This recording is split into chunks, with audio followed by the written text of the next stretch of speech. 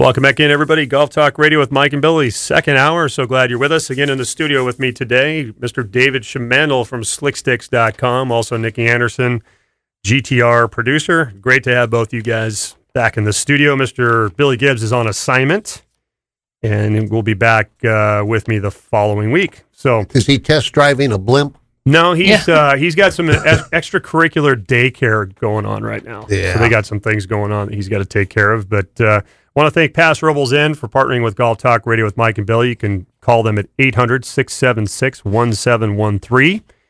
Check out the beautiful, historic Pass Robles Inn in Pass Robles, California, PassRoblesInn.com.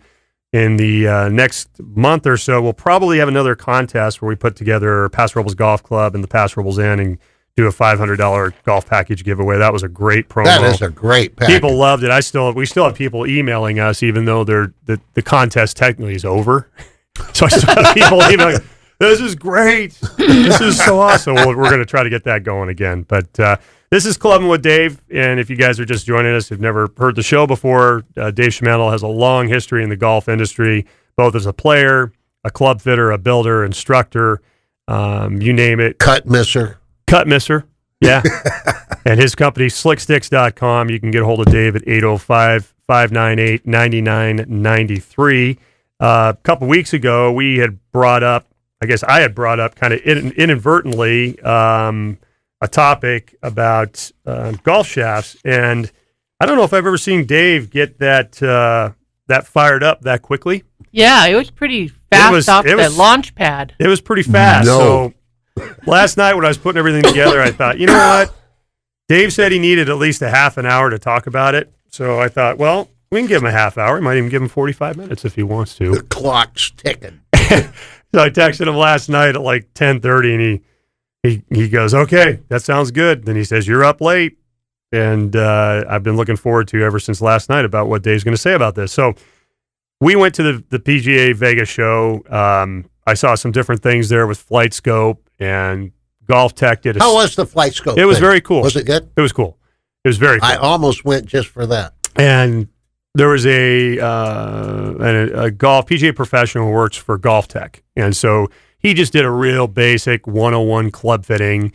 And I heard him say it. He's like, "Look, this is just the tip of the iceberg because they're trying to get PGA pros to just kind of get interested in it. How important fitting is, and all those things, and what it does for a player, and what it does for that player becoming a customer at your golf course, and how it builds relationships and keeps them a player of the game for a lifetime." Well, if you want to sell clubs, that's got to be able to fit. Exactly. So he brought up a couple different things, and someone asked, like, what do they do first? And he said the first thing they do is technically they have players swing the club, and they try to get a centeredness of hit to begin with. Like, that's one of the first things that they do. And he said, look, this is a generic approach. He goes, some of the players, depending on who they are, might be different. Another person that I know that went to a Callaway seminar a couple weeks ago, Callaway mentioned that whatever shaft feels good to the players, the shaft they should have, and that the flex really doesn't matter. And that was the thing that set off Dave. So for Clubbing with Dave, the topic is, does this shaft flex really matter? Now, we can mold and shape this however we want in this part of the segment of the show, but I thought I'd throw that statement from the Callaway seminar. Again, I'm paraphrasing what this person, an individual, came back Mike, with from that okay. seminar. I'm not going to bite your thumb off. No, Don't worry about it. And I got He's got two his of them. thumbs in Now his this back Callaway pocket. guy, I'm thinking about it. Yeah, so No, it's, could that be a misinterpretation of what was? I'm wondering. what was said, I'm wondering you know? if it was taken in context, or he actually whoever said it, he really said it that way, or I don't know, because that's an absolutely preposterous, a bad statement. But it's the shaft does so much for the golf club. It's to say it has no importance. It's just ridiculous, except that it feels good. Right. And I've had several times that I've fit people into shafts. They said, well, that doesn't feel good. But then you look at their numbers and yards hit and fairways hit and things like that. And they say, well, it's starting to feel better. But I remember Darren, when I fit him to his irons, he said they feel whippy. And I said, that's because you've been swinging something so stiff you didn't get any head feel. What you're feeling now is the head actually moving around. And he's still hitting those things. That's been 10 years probably. So, yeah. So that's interesting to me because we had talked about, I don't remember if it was on the air, but I talked about my driver. Like, I don't feel like I have a lot of head movement in my driver at all. It feels pretty stout is the best way. Go to a little softer That's shaft. what I feel. So when we were talking about that a couple weeks ago, and Nikki mentioned, she goes, well, you hit it so straight. Why would you want to change? Yeah, he was killing his driver. And part of me is, I don't want to change, but part of me is just interested in saying, is there another option? Is there a better way to go? Is there a better way to go? Because as I'm starting to get, as I'm older, like I just turned 49. Oh, poor baby. I know, really. But my swing speed's going down. It's gone way down. So the club that I have now, the driver, which Dave fit me to this shaft Been a while. a long time ago. I mean, it was a lot younger. It might have been 12 years ago, maybe longer than that. Been a while. Yeah. So I'm kind of just repeating and doing the same thing as I get these drivers. I'm doing the same, like, well, that's my setup. That's who I am. So yeah, I can hit it straight, but I can definitely tell you I'm not hitting it farther. I'm not hitting it. In fact, I'm hitting it less yards now, probably by 15 yards, I figured, maybe 20 on a good swing. And some of that is my physical capability right now with different things that I have to go through with stretching and being sore and not being as limber. And I know that. So the combination of that with the shaft I'm using now, I'm thinking like they say on Saturday Night Live, if you need more cowbell, I might be doing myself a disservice. If I don't check into this thing, like, why wouldn't I? Yeah. No, and it's not. I think you're onto something, to be honest, because we change. And when we change, the shaft should also. Yeah. And that's hard. That's almost as hard to say as Irish wristwatch. Yeah, that's hard. And I'm not going for, I'm not this, I want to make clear, I'm not going like, okay, I got to hit it 300 yards. I'm not looking for 300. You want to hit it as far as you can hit it, though. Yeah. I mean, that would be nice. Well, you want to use the technology to the best of your advantage. Yeah, definitely. Yeah. And if I'm swinging a driver and it feels like it's, by the time I get to the 14th hole, it's like, man, it's hard to move this You're thing. tired. I'm tired. Yeah. Yeah. No, when you're talking about shafts, it's just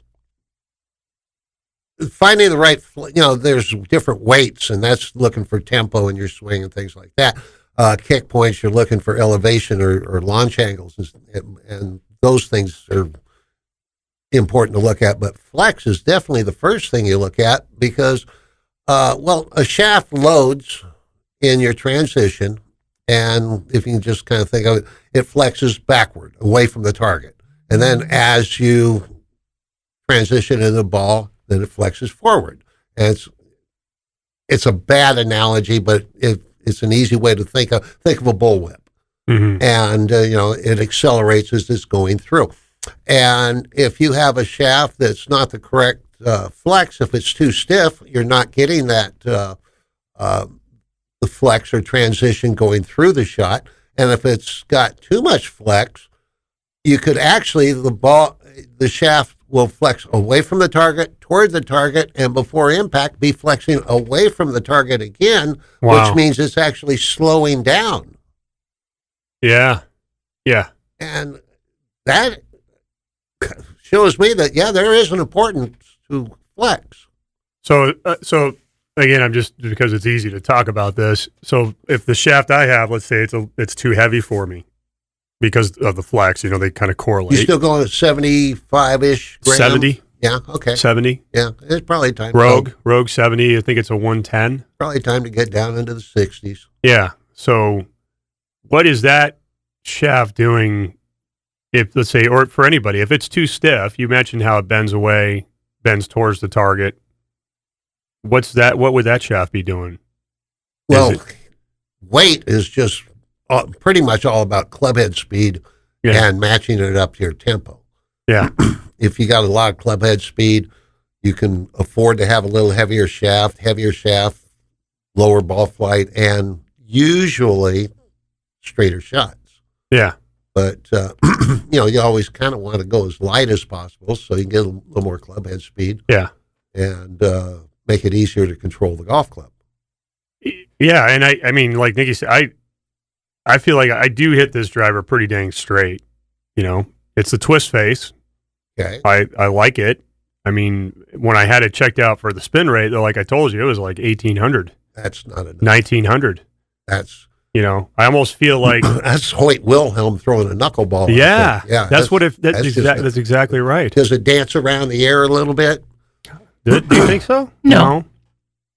I mean, when we played Monarch a couple weeks ago, and then also when we were at Paso Robles Golf Club doing the lesson with Nicky, I mean, I hit some good ones. I hit some not so good ones, but that's what I feel just like. Bad swings, maybe. Yeah, and I can tell at the when I'm doing the lesson with Nicky, it's always at the end of the day. Mm-hmm. So I've been at the golf course running around all day. I'm tired. Yeah. And so when we get out there, I need to start bringing snacks and feed him before we go out. Well, part of it is, the 100-degree heat, and I'm out there for 5 hours, and then I get a 3-hour break, and then I go out again with you. It's a lot. And it's good. I like it. But it makes me realize that, I mean, I really have to be fresh with this setup on this driver to feel like I can make a move at it, Well, and you've heard me say it 1,000 times that you want the shaft to work for you, not you have to work for the shaft. Yeah, and I don't feel that. I don't feel the shaft working for me at all in my driver. Unless you really make that pure swing, and then the shaft kicks in. Yes. You don't want to have to do that. You want the shaft to still work on mediocre swings. I'd be curious to see you swing a different shaft. Yeah, and I don't, like Nicky's seen it. I think too that's when I get to the end of the day where I just don't make those full swings. I can't move. So it's like for me to rotate on a turn in the morning, completely different story. Oh, you bet. End of the day, it's once in a while it's there. So that's what also got me kind of thinking in my head. I'm like, if I did feel a little more head action on it from the shaft, that could help me. I mean, that could help me a lot. Well, if it's kicking through and speeding up your swing, definitely. Yeah. Because if you're not able to load the shaft, it's not going to do much for you. No. Might as well be swinging rebar. Exactly. But I guess that's the question is, when we go back to the main question on the shaft flex, do you ever fit people like, let's say, you've got your standard X shaft flex or X flex for a shaft is X number of swing speed miles. Then there's the stiff, then there's the regular, then there's the A flex or mid flex, then there's an L. Do you find that when you fit people to golf shafts, does it just because like Nicky's a lady? I know she's not going to fit into an L flex. No. But are there a lot of people that don't technically fit the shaft based on their swing speed? In other words, when you fit people, like let's say someone's an 85 mile an hour swing speed. That doesn't mean anything. Doesn't mean anything. That means something. It's a good place to start. Yeah. Looking at flex. A lot of people, unfortunately, they see check out your swing speed, you're 91 miles an hour. They look on a little chart and say, okay, that means you're stiff or regular, or whatever it may be. And that's just a good starting point. Then you got to look at when their release is. Are they have an early release, or do they have a lot of lag in their swing? The more lag, the more the stiffer and heavier shaft you want. What's the transition at the top of your backswing? Is it a real strong Arnold Palmer transition, or is it nice and silky smooth Ernie Els? The stronger.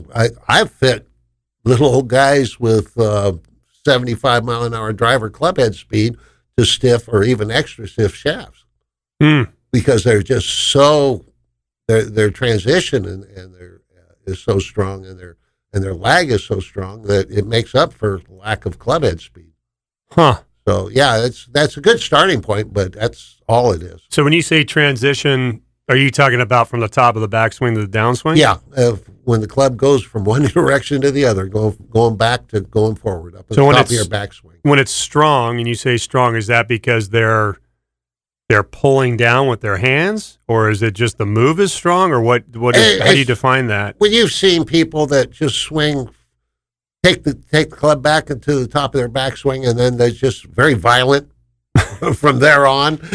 Violent's a good term. That pretty much puts it right there. It's a good way of saying it, though. It's a violent transition where they just, from going back to coming through, it's very strong or violent, And there's nothing wrong with it. It's just kind of what your inner clock is doing. You see people with fast swings, people with slow swings. I've seen good players both ways.